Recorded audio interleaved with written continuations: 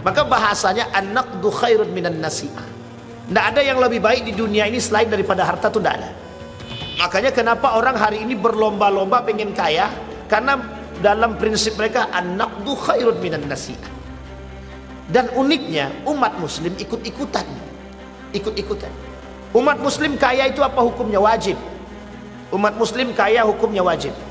Ya wajib di sini ketergantungan ya Bapak Ibu. Jangan dipahami, oh berarti kami harus kaya. Bukan. Arti wajib di sini agar umat muslim itu tidak injak orang.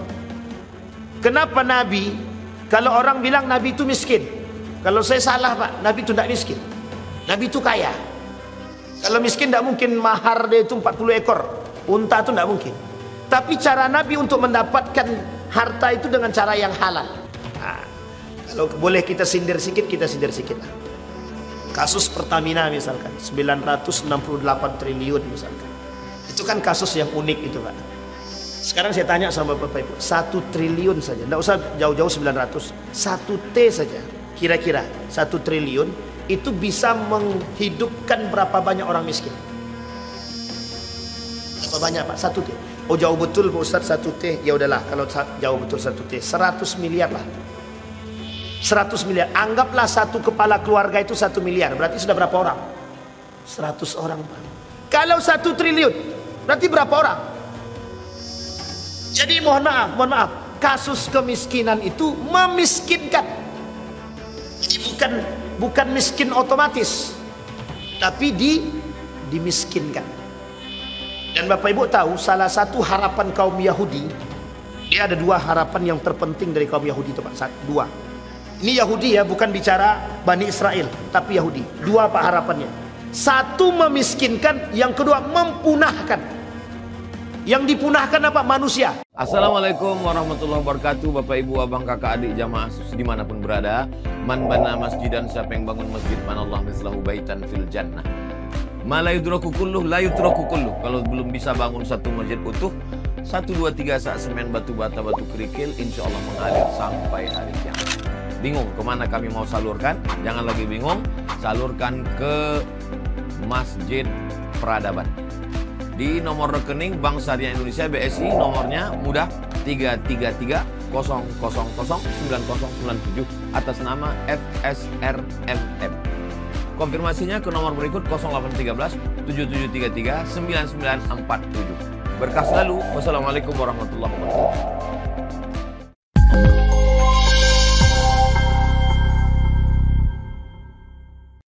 Golongan-golongan yang tertipu di dunia.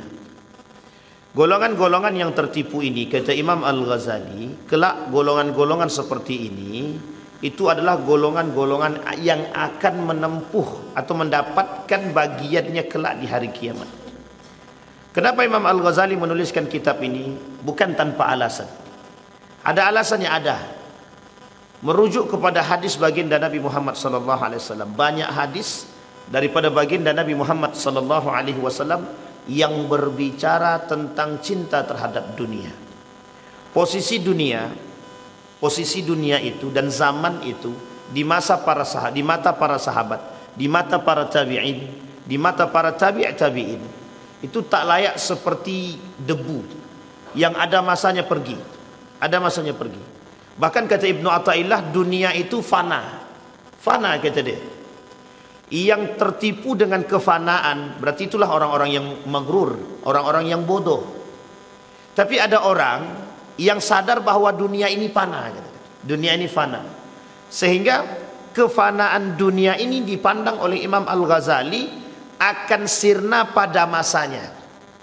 Sehingga kalau dikatakan akan sirna pada masanya, berarti tergantung pada orangnya.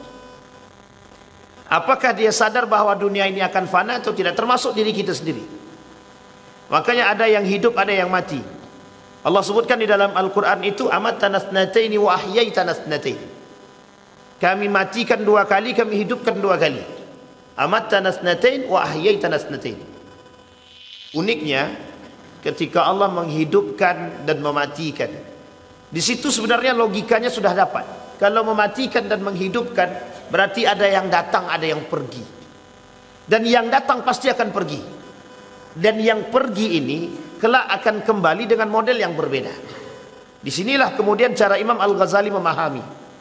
Maka disebutlah kitab ini judulnya Asnaful Maghrurin. Saking banyaknya kelak orang yang akan tertipu oleh dunia. Saking banyaknya orang kelak yang akan tertipu dengan dunia. Bahkan kata Imam Al-Ghazali, ad-dunya yaghurruk. Kata Imam Syafi'i, ad-dunya mugharrak. Dunia itu akan menipumu, katanya. Kata Ali bin Abi Thalib, ad-dunya yaghurruk. Dunia menipumu. Makanya dibahasakan oleh para syair itu, wad-dahru kal bahri la yanfaqu dha kadar wa inna ma safuhu bainal wara' luma'. Jadi dunia ini diibaratkan itu, orang yang berada di dalam dunia itu, kalau dia suci bersih aman, kalau dia kotoran itu seperti zakadarin. Orang yang di dunia itu seperti lautan, Pak. Jadi ketika orang itu bersih, dia akan aman di dalam lautan itu. Tapi kalau dia menjadi kotoran di dalam laut, Bapak buang saja sampah di lautan itu zakadar, kata para ulama. Kenapa? Apa yang disebut dengan zakadarin? Dia seperti kotoran. Kotoran itu tidak perlu dibersihkan, nanti dia bersih sendiri. Dia akan menyingkir secara kesendirian. Maka kata Imam Al-Ghazali, orang yang di dunia itu harus seperti itu. Kalau dia mau selamat di dunia, jadilah yang bersih. Kalau dia tak mau ya dia yang selamat, maka jadilah kotoran.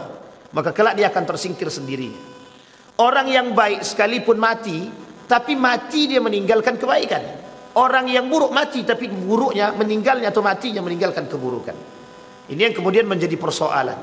Maka kata Imam Al-Ghazali membagi buku yang tipis ini, sangat tipis bukunya.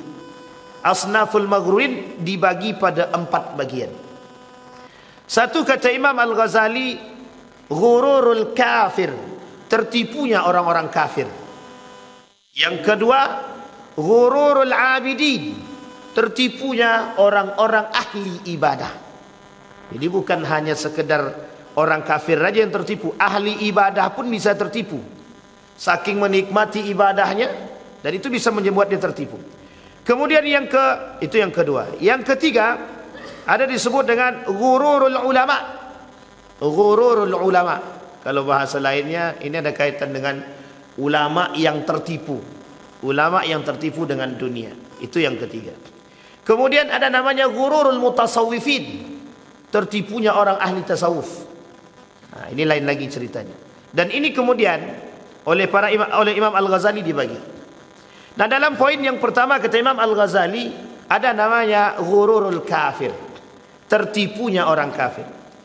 Tertipunya orang kafir kata Imam Al-Ghazali terbagi pada 2 hal. Kata Imam Al-Ghazali tertipunya orang kafir terbagi pada 2 hal. Yang pertama, ghururul kafir bid dunya. Tertipunya orang kafir dengan dunia. Ini penting untuk dipahami. Bapak Ibu sekalian yang berbahagia, ada pertanyaan kepada kita begini. Kenapa si anu itu tidak Islam tapi kaya dia? Enak hidupnya. Karena hidupnya cuma di dunia. Karena di akhirat dia tak punya tempat. Kita Imam Al-Ghazali, orang kafir itu hidupnya di dunia. Di akhirat dia nggak punya tempat. Dan ini tipu daya yang harus diberikan kepada mereka. Maka apapun yang mereka minta di dunia Allah kabulkan. Apapun yang mereka minta di dunia ini Allah kabulkan. Kayakan kami, kaya dia. Dapatkan kami ini, dapat dia. Berarti kami harus seperti mereka, Pak. Ya, kafir dulu. Kan tidak mungkin kita kafir duluan untuk menjadi kaya itu. Karena mereka tidak percaya dengan konsep Tuhan, itu tidak percaya. Orang kafir tidak percaya dengan Tuhan. Sehingga disebutlah namanya kafir. Itu arti daripada nama dia kafir, menutupi. Saking tak percayanya kepada Tuhan, dia tutupi diri dia daripada kebenaran tersebut. Maka disebut dengan kafir. Nah, orang yang menutupi diri dia daripada kebenaran dan menutupi diri dia daripada Tuhan, dalam bahasa Arab disebut dengan kafara, menutupi. Cover buku. Itu kan dah jadi bahasa Inggris. Dari bahasa Arab jadi bahasa Inggris. Cover. Itu bahasa Inggris cover. Bahasa Arabnya apa? Kafir atau kafara. Artinya apa? Menutupi. Yang ditutupi apa? Diri dia. Yang ditutupi adalah diri dia. Yang ditutupi apa? Kebenaran. Dan ada orang yang bersama orang kafir yang juga ikut menutupi diri dia daripada kebenaran. Namanya nifaq, munafik. Dan itu orang yang juga ikut menutupi diri dia daripada kebenaran. Tapi uniknya tidak seluruhnya, sebagian. Nu'minu bi ba'di wa nakfur bi ba'd. Beriman kepada sebagian ayat Al-Quran dan kafir kepada sebagian ayat Al-Quran. Nah, kembali kepada poin tadi Bapak Ibu. Kita ambil poin yang pertama. Kata Imam Al-Ghazali, poin yang pertama adalah ghururul kafir, tertipunya orang-orang kafir. Fa awwalu ma nabda bihi ghururul kafir wa huwa qisman. Dan dia terbagi dua. Minhum man gharrathul hayatud dunya. Di antara mereka ada yang tertipu akan dunia. Nanti ada ilajuhu, bagaimana cara menyelamatkannya. Kemudian yang kedua, wa minhum man gharrahu billahil gharur, yang memang ditipu oleh Allah. Sengaja Allah buat, Allah tipu daya mereka. Ada orang kafir yang tertipu dengan dunia, ada orang kafir yang memang ditipu oleh Allah dan sengaja ditipu. Wa amal ladzina gharrathumul hayatud dunya wa humul ladzina qalu an-naqdu khairun minan nasi'ah. Ini singkatnya dulu. Kata Imam Al-Ghazali, adapun orang yang tertipu, orang kafir yang tertipu dengan dunia tadi, mereka katakan, ini dikatakan sama mereka, sama Imam Al-Ghazali, an-naqdu khairun minan nasi'ah. An-naqdu itu apa artinya? Harta, Pak. Fulus, duit. Jadi pikiran dalam otaknya orang kafir itu, kalau ndak duit, ndak ada. Duit, duit, duit, duit. Sekarang saya kasih tahu Bapak Ibu, ini ndak rasis ya. Begitu memang keadaannya. Apa yang dilakukan oleh sebagian golongan gitu. Kita ambillah cara hidupnya Cina. Bagaimana filosofi Cina itu? Seperti itulah, Pak. Bagaimana filosofinya orang ekonom barat, begitu Pak. Bapak Ibu kalau belajar ekonomi, itu ada buku ekonomi itu, arti ekonomi itu mencari keuntungan sebesar mungkin. Mau halal kayak caranya, mau haram kayak ndak mikir. Yang penting kami untung. Kalau kami jualan tidak untung, berarti itu ndak jualan. Kalau kami berbisnis tidak untung, berarti ndak bisnis. Jadi dalam pikiran itu cuma satu pikirannya, untung, untung, untung, untung. Maka bahasanya an-naqdu khairun minan nasi'ah. Tidak ada yang lebih baik di dunia ini selain daripada harta, itu tidak ada. Makanya kenapa orang hari ini berlomba-lomba pengen kaya, karena dalam prinsip mereka an-naqdu khairun minan nasi'ah. Dan uniknya umat muslim ikut-ikutan. Umat muslim kaya itu apa hukumnya? Wajib. Umat muslim kaya hukumnya wajib. Ya wajib di sini ketergantungan ya Bapak Ibu. Jangan dipahami, oh berarti kami harus kaya. Bukan. Arti wajib di sini agar umat muslim itu tidak injak orang. Kenapa Nabi, kalau orang bilang Nabi itu miskin, kalau saya salah Pak, Nabi itu tidak miskin. Nabi itu kaya. Kalau miskin tidak mungkin mahar dia itu 40 ekor unta, itu tidak mungkin. Tapi cara Nabi untuk mendapatkan harta itu dengan cara yang halal. Kaya tapi dengan cara yang halal. Bukan berarti Nabi memikirkan dunia, bukan. Tapi bagaimana Nabi memberikan contoh kepada kita, umat muslim itu harus kaya, tapi cara kayanya dengan cara yang benar. Bukan salah. Tapi para sahabat ada yang miskin, Pak Ustaz, sengaja memiskinkan diri. Karena ada hadis Nabi mengatakan, orang miskin cepat masuk surga. Kenapa orang miskin cepat masuk surga? Hisapnya sedikit. Nah, jadi Bapak Ibu, kenapa Abdurrahman bin Auf pengen miskin itu? Itu salah satu alasannya adalah karena biar cepat dihisapnya. Cuman kan tidak miskin-miskin. Pohon kurmanya banyak. Ada orang jual kurma busuk, saking pengennya miskin, dibeli tuh Pak. Kurma busuk itu tadi dengan harga yang tinggi. Disimpanlah di gudang. Ini karena keinginan jadi orang miskin. Karena merujuk kepada hadis Nabi, orang miskin cepat masuk surga, hisapnya sedikit. Tapi setelah dia dapat kurma busuk tadi, disimpan di gudang. Ditaruhnya Pak di gudang. Karena sudah dibelinya. Singkat cerita, datang tetangga, negara tetangga sedang dilanda penyakit yang obatnya cuma satu daripada kurma busuk. Dibeli 3 kali lipat. Jadi tak jadi miskin. Itu kalau orientasinya Tuhan. Kalau orientasinya Allah. Sekarang kan tidak. Orientasinya bagaimana mendapatkan keuntungan yang besar. Itu konsep ekonomi. Berbeda dengan konsep ekonomi Islam. Itu berbeda jauh. Karena konsep ekonomi Islam ada rambu-rambu yang tidak boleh dilabas, yang tidak boleh dilibas, yang tidak boleh diterobos. Kita ambil contoh misalkan. trading, pasar saham. Itu adalah satu perbuatan atau satu program dan proyek yang sudah zahir. Sebutlah namanya yang paling terkenal, misalkan George Soros, John Perkin. Ini kalau yang ahli ekonomi mesti tahu. John Perkin itu sampai diwawancara. Kenapa pasar saham itu ada? Yaitu sengaja dibuat. Sengaja dibuat. Siapa yang buat? Orang Yahudi. Apa tujuannya? Penguasaan ekonomi. Jadi cara menguasai ekonomi paling cepat itu dengan bermain pasar saham. Sehingga hari ini banyak pasar saham itu banyak. Muncul pula pasar saham syariah namanya. Bentar lagi ada kontraktor syariah, laundry syariah, ada ojek syariah. Nah itu bisa saja, sangat mungkin terjadi. Kenapa demikian? Karena ini dia poinnya, Pak. Orang tertipu dengan dunia. Kata Nabi, jangan salah. Hubbud dunya ra'su kulli khati'atin. Cinta terhadap dunia itu pusat permasalahannya di situ. Orang yang cinta terhadap dunia itu pusat permasalahan, kata Nabi. Ra'su kulli khati'atin. Makanya kalau orang sudah cinta terhadap dunia, orang sudah cinta terhadap harta, Pak. Mohon maaf, Pak, itu yang halal pun bisa, yang haram pun bisa jadi halal.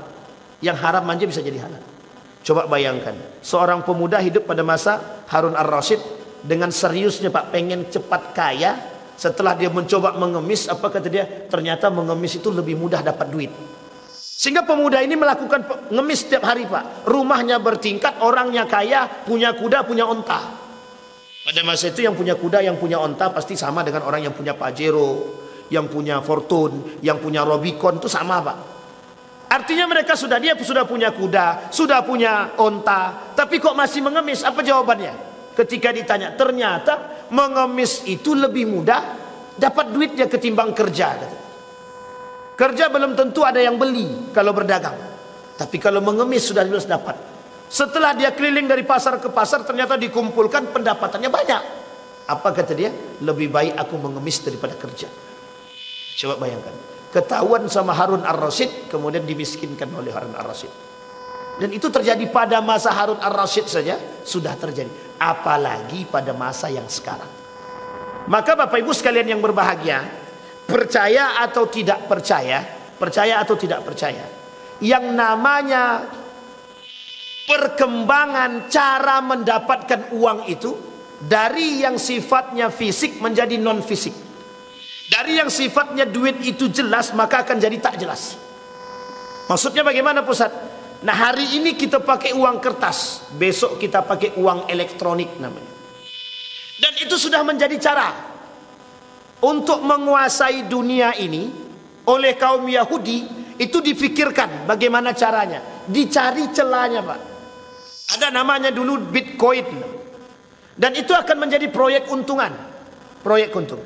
Kata Ustaz Mustafa Umar dalam diskusi kami, kata beliau, suatu masa akan terjadi namanya duit digital. Jadi duit digital ini orang tak lagi pakai uang kertas, orang tak pakai lagi transaksi. Sekarang tuh udah begitu, Pak.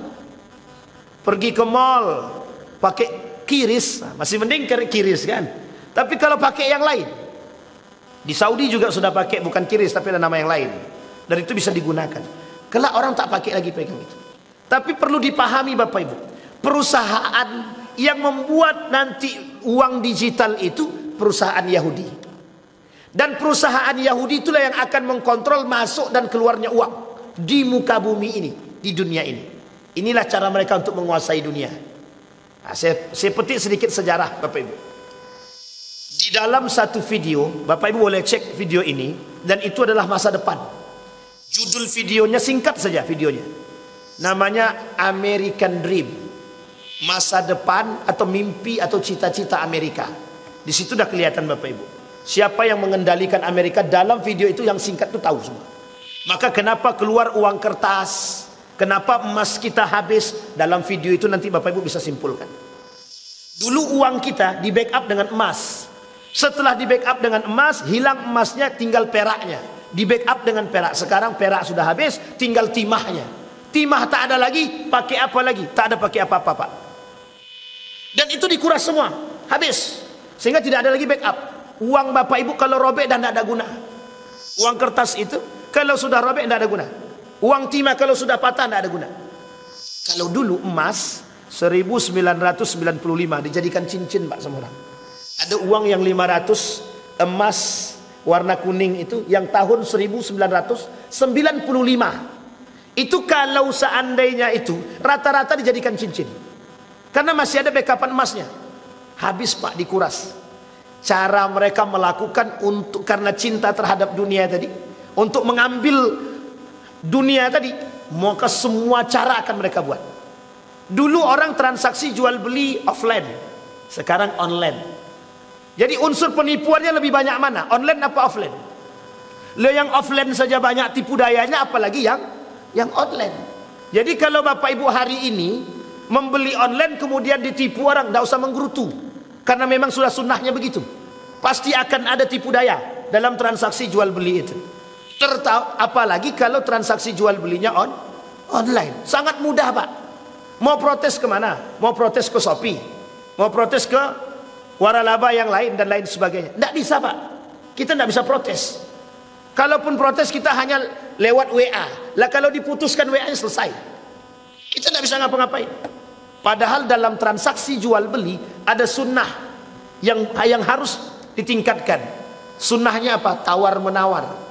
Bapak masuk mall, boleh tidak tawar menawar? Tapi kalau Bapak masuk di pedagang yang ada di luar, Bapak tawar serendah mungkin. Kalau bisa gratis-gratis. Nah, coba bayangkan, jualan gorengan pun masih bisa ditawar. Gorengan 1.500, 1.000 aja lah Pak. Nah, coba bayangkan, orang yang jual pedagang kaki lima itu keinginannya cuma satu, bisa makan saja sudah cukup. Orang yang di mall Pak, itu tidak cari makan. Di mall tuh tidak cari makan. Di mall tuh untuk pengembangan ekspansi. Yang punya tidak ada di situ. Yang di situ tuh pekerja semua. Sementara pedagang kaki lima yang ada di sini, itu mereka semua yang punya. Dan yang penting anak kami sekolah, yang penting kami bisa makan. Tapi yang di sana enggak. Sama dengan Indomaret dan Alfamart. Pertanyaannya, Alfamart dan Indomaret itu untuk apa? Cari makan kah? Cari hidup kah? Untuk anak sekolah kah? Atau untuk ekspansi dia? Begitu Pak cara berpikir. Artinya apa? Kembali kepada poin tadi. Kata Imam Al-Ghazali, itu dia yang disebut dengan tipu daya dunia itu begitu. Dan diberikan kepada orang kafir. Makanya di orang Cina itu Pak, ini saya kasih tahu satu Pak, dalam buku Cina itu, tapi sudah diterjemahkan dalam bahasa Indonesia. Salah satu yang harus dilakukan oleh anak muda Cina itu adalah berdagang. Sampai bank Cina itu akan berikan bunga yang serendah-rendahnya. Serendah-rendahnya. Pokoknya kalian boleh pinjam kepada bank Cina nih, dengan bunga yang serendah-rendahnya, dengan catatan Anda berdagang. Dengan catatan Anda berdagang. Hanya diberikan kepada orang-orang mereka dengan serendah-rendahnya, tapi ke yang lain tidak. Makanya hutang kita tidak selesai-selesai. Hutang kita ini tidak akan selesai Pak, sulit selesainya. Kenapa? Sudah banyak, kasusnya sudah banyak. Dan kembali kepada poin, karakter orang yang hubbud dunia, cinta dunia dan ditipu oleh dunia ini, karakternya rakus. Apa namanya Bapak Ibu? Rakus. Ini tidak enak kalau sindir-menyindir subuh-subuh ini kan tidak enak ya. Rakus Bapak Ibu. Rakus itu dalam bahasa Arab ada dua. Dalam kitab Al-Mawsu'ah Al-Akhlaqiyah, apa kata dalam kitab tersebut? Yang namanya rakus itu ada dua. Satu tama, yang kedua hirsun. Kata para ulama, arti hirsun itu asyaddu minat tama. Hirsun itu rakus, tapi rakusnya dia lebih rakus daripada tama itu sendiri. Kira-kira kalau tamak itu sudah rakus atau belum? Orang tamak itu sudah rakus atau belum? Sudah rakus. Ada yang lebih rakus daripada itu. Namanya hirsun. Nah, kalau boleh kita sindir sikit, kita sindir sikit lah. Kasus Pertamina misalkan, 968 triliun misalkan. Itu kan kasus yang unik itu Pak. Sekarang saya tanya sama Bapak Ibu, 1 triliun saja, tidak usah jauh-jauh 900, 1 T saja, kira-kira 1 triliun itu bisa menghidupkan berapa banyak orang miskin? Berapa banyak Pak? 1 T. Oh jauh betul Pak Ustadz 1 T. Ya udahlah, kalau jauh betul 1 T, 100 miliar lah. 100 miliar. Anggaplah satu kepala keluarga itu 1 miliar. Berarti sudah berapa orang? 100 orang, Pak. Kalau 1 triliun, berarti berapa orang? Jadi mohon maaf, kasus kemiskinan itu memiskinkan.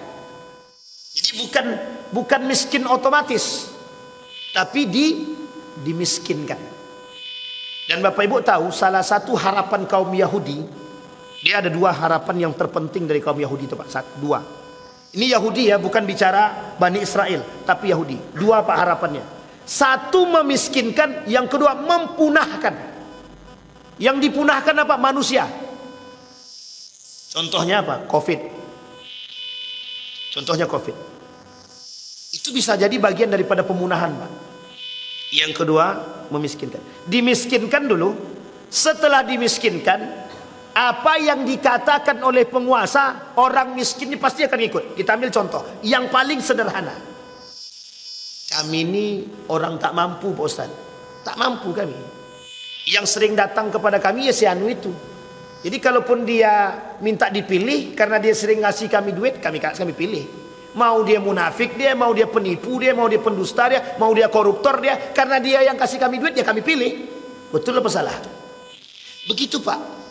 Sehingga konsep ini serius, memiskinkan. Maka konsepnya Yahudi itu memiskinkan. Dari memiskinkan kelak mempunahkan. Jadi kenapa Israel mau menghancurkan Gaza? Poin yang lainnya adalah mempunahkan. Coba bayangkan, dan itu serius, tidak main-main dilakukan.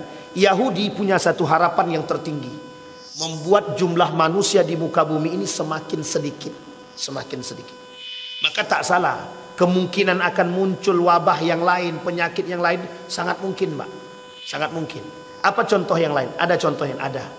Berapa banyak makanan hari ini yang diberikan, disuntikkan oleh Yahudi, oleh mereka itu dengan obat-obatan kimia dan lain sebagainya. Yang harusnya jangka hidup orang 63 tahun bisa jadi 50. Yang dulunya nggak pernah penyakit jantungan, umur 50, 40 sudah jantung. Penyakit jantung, penyakit ginjal. Dan itu faktornya apa? Makanan, Pak. Makanan. Jadi kalau dikaji dalam kajian seperti ini, keinginan Yahudi itu, Pak, menguasai dunia. Cinta mereka terhadap dunia. Maka kata Imam Al-Ghazali, ghururul kafir. Apa salah satunya ghururul kafir tadi? Cinta terhadap dunia. Orang kafir ditipu dengan dunia, tertipu oleh dunia. Makanya kenapa dalam otak mereka tuh pokoknya duit, duit, duit, duit. Karena penguasaan ekonomi bagi mereka bisa melakukan segala hal. Jadi kalau sudah menguasai ekonomi, semua bisa dilemahkan. Kembali pada poin yang kedua. Di dalam poin yang kedua, wa minhum man gharrahu billahil gharur. Yang kedua ini adalah orang yang ditipu oleh Allah, atau mereka sengaja ditipu oleh Allah, atau mereka melihat poin penting dari hal tersebut. Kita lihat dalam poin yang kedua tadi, apa kata mereka? Kata Imam Al-Ghazali, ada orang yang ditipu oleh Allah karena memang tak percaya kepada Allah. Orang kafir tidak percaya kepada Allah, ditipu oleh Allah. Apa maksud ditipu oleh Allah? Allah berikan semua yang mereka inginkan. Ambil. Apa yang kalian mau? Ambil. Sehingga ada pertanyaan, Pak. Jadi kalau kami mau kaya bagaimana? Kafir. Kalau mau kaya, kafir. Ini terjadi di Irlandia, Pak. Seorang peneliti mengatakan begini, dalam penelitiannya, semakin tinggi tingkat ateis satu negara, semakin sejahtera negara tersebut. Dulu Indonesia ini mau dibuat begitu, Pak. Mau dibuat begitu. Tahun 1950-an, tahun 2015 itu muncul satu pernyataan bagaimana Indonesia ini harus banyak ateisnya. Karena tolak ukurnya dalam penelitian tersebut, ketika sedang populernya, semakin tinggi tingkat keateisan satu negara, maka negara tersebut akan semakin sejahtera. Paham maksudnya, Bapak Ibu?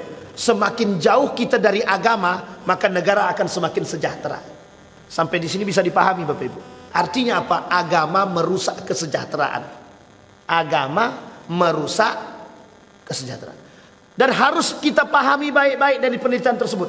Ternyata yang mereka maksud adalah agama Islam, bukan agama yang lain. Yang mereka maksud adalah agama Islam. Jadi ini poin penting untuk kita semua. Nah, dalam pasal yang pertama Bapak Ibu, kata Imam Al-Ghazali pada pasal yang pertama dalam judul yang tadi, Ghururul Kafir, fi man yusyarikunal kuffar ghururuhum minal mu'minin bi rabbihim. Apa kata mereka? Kata Imam Al-Ghazali, ada orang-orang mukmin yang mengikuti tipu dayanya orang kafir. Maksudnya bagaimana? Bekerja sama dengan orang kafir yang ditipu oleh Allah, atau mereka menipu Allah. Ada orang mukmin bekerja sama dengan orang kafir. Bapak Ibu paham maksud ini? Orang mukmin bekerja sama dengan orang kafir. Orang mukmin awalnya percaya dengan Allah. Kalau dah kerja sama dengan orang kafir, kira-kira percaya enggak sama Allah? Masih percaya, Ustaz? Percaya. Kedua, kira-kira orang mukmin ini yang bekerja sama dengan orang kafir melakukan banyak kesalahan atau tidak? Sangat mungkin, Pak. Dalam konsep kafir, tidak ada namanya urusan bunga atau tidak bunga, itu tidak haram, Pak. Dalam persoalan kafir. Lah kalau diikuti oleh orang mukmin, orang beriman kok mengikuti konsep demikian? Satu. Yang kedua, orang kafir senang bekerja sama dengan orang beriman. Senang, Pak. Kenapa? Karena orang beriman itu punya aturan. Tapi mereka tidak pakai aturan. Artinya apa? Ketika berurusan dengan orang beriman, mereka aman. Tapi ketika orang beriman yang berurusan dengan orang kafir, maka kita harus ngikuti main dia. Dan ini terjadi. Bapak Ibu boleh lihat dengan kaya liciknya mereka berbisnis, siapapun mereka, orang-orang kafir itu. Mau Cina, mau Amerika dan lain sebagainya, itu adalah tujuan mereka. Komunis misalkan, kita ambil contoh, komunis. Komunis itu kalau berdagang udah gitu, Pak. Tidak ada dia, mau Anda hidup atau tak hidup terserah. Yang jelas kami untung. Kalau Anda mau untung, tidak terserah, tak urusan kami. Nah, itu dia yang kedua. Yang ketiga, orang mukmin yang bekerja sama dengan orang kafir dalam urusan yang tidak dicintai oleh Allah. Orang mukmin bekerja sama dengan orang kafir dalam urusan yang tidak disukai oleh Allah. Kita ambil contoh. Yang punya, misalkan yang punya perusahaan bir bintang, itu orang Cina atau orang Amerika atau siapa yang punya? Yang tukang jual siapa? Orang mukmin, orang Islam yang jual, Pak. Orang jual. Uniknya lagi bukan hanya jual. Kenapa kok miras ini tak bisa dihabiskan, tak bisa diberantas? Mungkin ada kerjasama, bisa jadi. Antara siapa dengan siapa kita nggak tahu. Kalau seandainya tidak ada kerjasama, harusnya mudah dong untuk dibasmi. Kok sampai sekarang tak bisa dihabisi? Bahkan uniknya, mereka jualan buka-bukaan, Pak. Ada salah satu swalayan di Bukit Barisan itu, pada tahun baru semalam, ditaruhnya bir bintang itu di depan toko, Pak. Di depan toko tuh bir bintang ditaruhnya, jual di diskon lagi.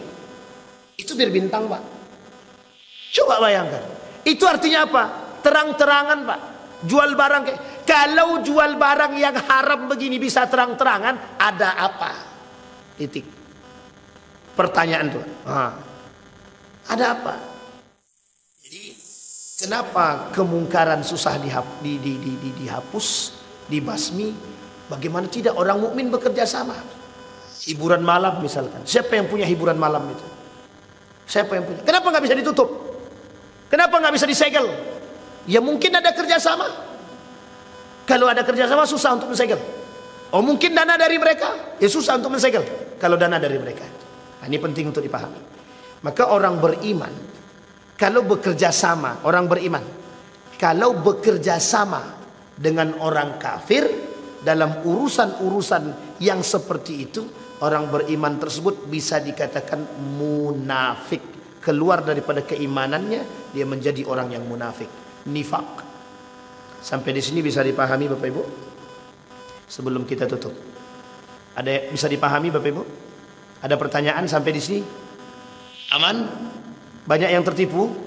Ini belum, ini masih ghururul kafir. Nanti yang banyak tertipu pada poin yang kedua, ghururul abidin. Tertipunya orang-orang ahli ibadah. Baik, itu pasal yang pertama. Kemudian ada pasal yang kedua. Nah, ini poin penting juga. Wahum man yattaqiluna ala afwillah wa yuhmiluna al-amal. Ada orang mukmin bekerja sama dengan orang kafir. Ini orang mukmin bekerja sama dengan orang kafir. Allah mengancam hidupnya orang-orang mukmin yang bekerja sama dengan orang kafir bertujuan untuk menghancurkan orang beriman. Apa jawaban orang mukmin yang bekerja sama dengan orang kafir? Jawabannya, kalaupun kami nanti bermaksiat, kan tinggal minta ampun. Sampai di sini paham Bapak Ibu? Ini bagian daripada ghururul abidin juga. Banyak sekarang ini Bapak Ibu, orang biasa melakukan kemungkaran dan dosa dan kemaksiatan itu karena yang difikirkan dia cuma satu, Allah kan Maha Pengampun. Jadi kalaupun kami bermaksiat, kami tinggal minta ampun sama Allah. Kalau kami minta ampun sama Allah, pasti Allah maafkan. Jadi sekarang puas-puaskan dulu bermaksiat. Coba bayangkan, puas-puaskan dulu bermaksiat, nanti baru minta ampun. Pertanyaannya, kita tahu sampai kapan kita hidup? Karena kita tak tahu sampai kapan kita hidup, itulah poinnya. Kenapa perintah Allah itu untuk bertaubat itu secepat mungkin. Tubu ilallah, bertabatlah kepada Allah, bertaubatlah. Karena kita tidak tahu Pak, kapan mati itu kita tidak tahu. Kata Imam Al-Ghazali, orang seperti ini banyak. Mereka berharap Ghafurur Rahim. Karena Allah Maha Pengampun, Maha Pengasih, pasti Allah ampunkan, pasti Allah kasihi. Makanya kata mereka, ya sudah, lebih baik kami bermaksiat sekarang, enak-enakan dulu bermaksiat ini. Nanti kalau sudah tua kan capek bermaksiat, kembalilah kepada Allah. Ada yang berpikir demikian? Ada Pak. Ada yang berpikir seperti itu. Orang beriman, iya. Kenapa? Karena mereka menganggap Allah ini Maha Pengampun. Betul, Allah Maha Pengampun, tapi tidak dengan bermaksiat terus-menerus kepada Allah. Dan kalimat selanjutnya itu wayuhmilunal amal. Orang seperti ini itu orang-orang yang suka meremehkan amal soleh. Orang yang suka meremehkan amal. Contoh orang yang suka meremehkan amal soleh itu Bapak Ibu, mohon maaf ya Bapak Ibu, jangan tersinggung. Orang yang meremehkan ibadah-ibadah sederhana. Nanti ajalah sholatnya. Sholat itu bisa kapanpun. Pokoknya kalau udah bersih hati kami baru kami sholat. Kalau sudah bersih hati kami baru kami sholat. Kalau tak bersih hati kami, ya tidak akan sholat kami. Nanti ajalah berjilbabnya kalau sudah hati ini sudah cocok untuk berjilbab. Kalau belum cocok bagaimana kami mau berjilbab? Sampai sini paham ya? Nah ini poin Bapak Ibu. Ini meremehkan amal namanya. Meremehkan ibadah. Berjilbab itu ibadah, sholat itu ibadah, puasa itu ibadah. Kenapa kok orang hari ini banyak yang tidak puasa? Kok ketika mereka tidak berpuasa kok biasa-biasa saja? Orang zaman dulu, orang tua-tua zaman dulu, kalau tidak berpuasa Pak, malu dia bergabung dengan orang puasa itu, malu. Kalau sekarang tidak, terang-terangan mereka tidak berpuasa itu di depan umum. Biasa jadi makan, biasa jadi ngerokok. Kemarin itu siang di depan orang berpuasa, alasannya kami kerja Pak Ustaz, makanya kami haus, minum deh Pak, tanpa ada dosa, sama sekali tak merasa dosa.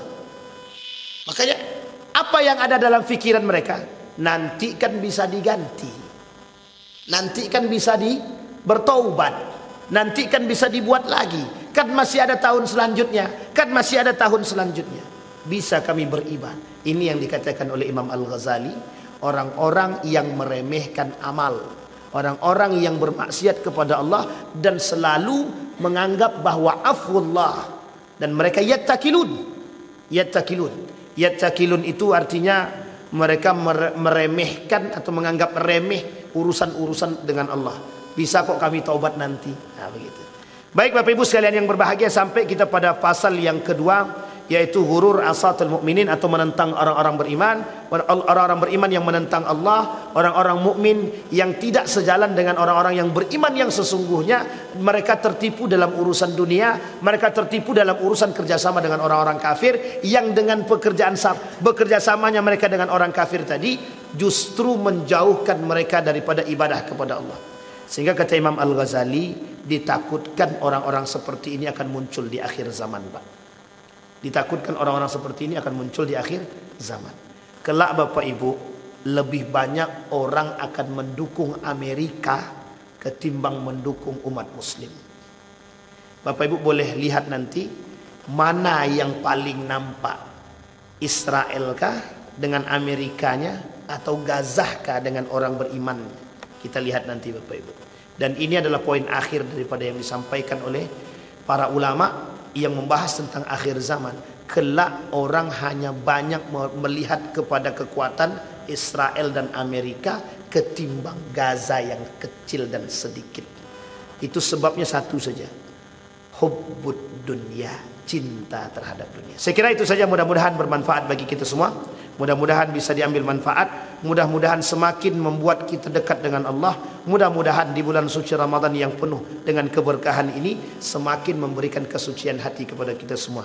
Kita berdoa kepada Allah. A'udzubillahi minasyaitonirrajim. Bismillahirrahmanirrahim. Alhamdulillahirabbil alamin. Hamdas syakirin, hamdan naimin. Hamdan yuwafi ni'amahu wa yukafi'u mazidah. Ya Rabbana lakal hamdu kama yanbaghi li jalali wajhikal karim wa azim sultanik. Allahumma salli ala Muhammad wa ala ali Muhammad fil alamin innaka Hamidum Majid. Ya Hayyun ya Qayyum ya Fattah ya Alim ya Aziz ya Ghaffar ya Rabbal alamin. Allahumma faqqihna fid din wa 'allimna ta'wil. Allahumma ij'al tajammu'ana tajammu'an manhumah waj'al tafarruqana min ba'dihi tafarruqan ma'suma. Allahumma ighfir lana dhunubana wa dhunuba walidina warhamhuma kama rabbayana shighara. Allahumma a'inna ala dhikrika wa syukrika wa husni ibadatik. اللهم انصر من نصر الدين واخذل من خذل المسلمين. اللهم انصر إخواننا المجاهدين في فلسطين وفي غزة وفي كل مكان. اللهم دمر اليهود. اللهم أهلك الكفرة والمبتدعة والمشركين أعداءك أعداء الدين. اللهم إنا نسألك إيمانا كاملا ويقينا صادقا وعملا صالحا مقبولا وتجارة لن تبور. اللهم انفعنا بما علمتنا وارزقنا علوما تنفعنا في الدين والدنيا والآخرة. اللهم اغفر لهم وارحمهم وعافيهم واعف عنهم وأكرم نزولهم ووسع مدخلهم واجعل الجنة مثواهم. ربنا آتنا في الدنيا حسنة وفي الآخرة حسنة وقنا عذاب النار والحمد لله رب العالمين. السلام عليكم ورحمة الله وبركاته.